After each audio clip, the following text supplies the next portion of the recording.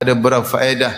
Yang pertama, kita akan lebih cinta kepada Allah Subhanahu wa taala karena Dia yang memberikan semua nikmat ini kepada kita. Yang kedua, maka kita tidak akan ujub karena kita menyerahkan semua nikmat kepada Allah.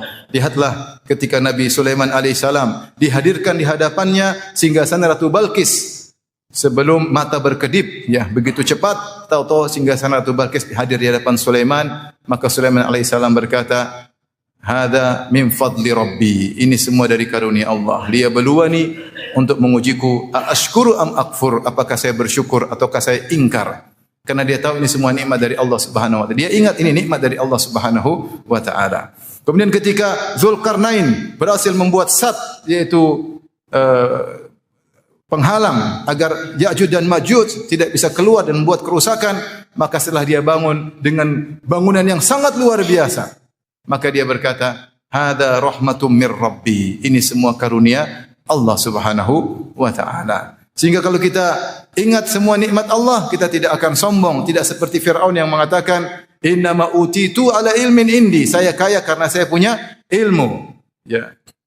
Saya kaya karena saya punya ilmu. Demikianlah manusia, wa idza khawalnahu, ketika diberikan nikmat, maka dia berkata, "Innamat utitu ala ilmin indi." Aku dapat ini semua karena ilmu yang aku miliki. Dia tidak nisbahkan kepada Allah. Tapi kalau kita tahu semua nikmat dari Allah, kita tidak akan ujub.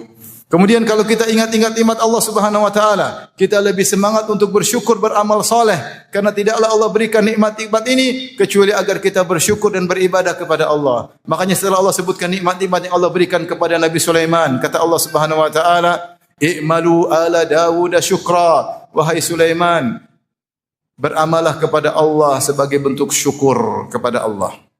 Demikian juga ketika Sulaiman alaihissalam tahu bahwasanya ada semut yang tahu tentang dia. Ya, qalat namlatun ya ayyuhan namlu udkhulu masakinakum la yahtimannakum Sulaiman wa junuduhu wa hum la yash'urun. Fatabassama dhahikan min qawliha.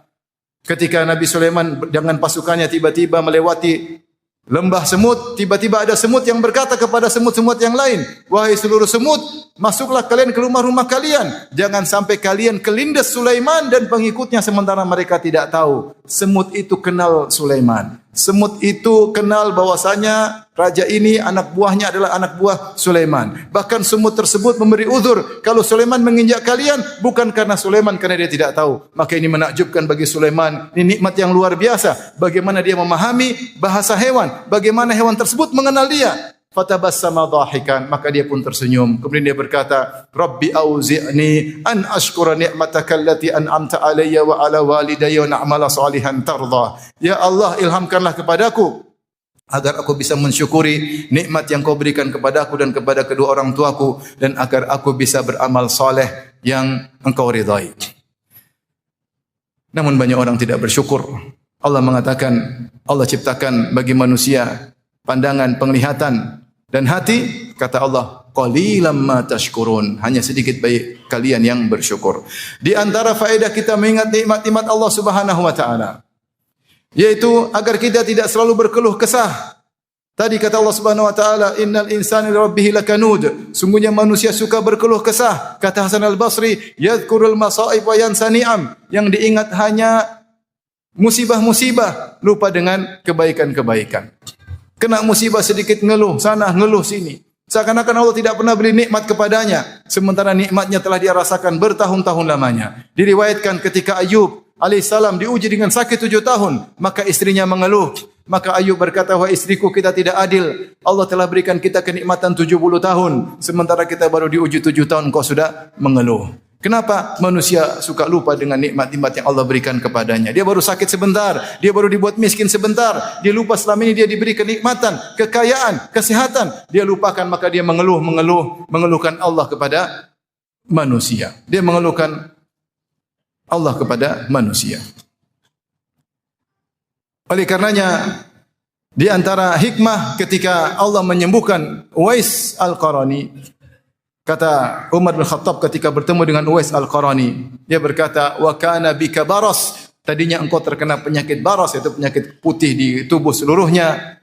Kemudian Allah menyembuhkan engkau illa maudhi'a dirham, kecuali seukuran sekeping dirham yang tidak sembuh. Kata para ulama agar Uwais selalu ingat bahwasanya dia dulu pernah sakit, kemudian Allah sembuhkan sehingga dia tidak lupa dengan nikmat Allah Subhanahu wa taala.